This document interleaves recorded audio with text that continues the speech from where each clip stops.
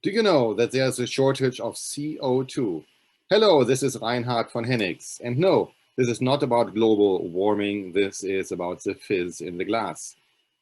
Because we are driving less, because there is less ethanol production, because there are so many things changing in this unusual corona times, there is also a reduction of production of CO2. I did not know that until recently, that companies who are reselling the carbon dioxide byproduct are the companies who are right now selling less ethanol or less car-related products. Therefore, CO2 is now in short supply and high demand. For example, brewers are now paying up to 25% more for carbon dioxide than they used to pay about a year ago.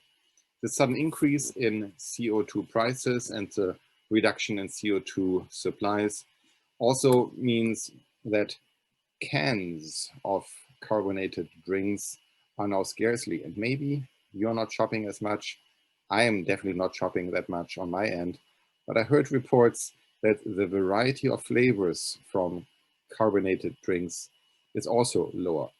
What are my two different takeaways in this corona-driven CO2 environment? Number one, if you are operating your product of a byproduct, make sure that the byproduct is still available if the main product is no longer being produced. So in other words, what could a company have done better in order to secure their supply?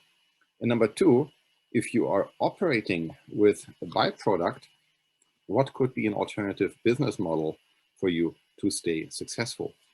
Those are the international questions which come to my mind when I realize that my very own water bubbling machine at home is so hard to be refilled. Happy bubblers.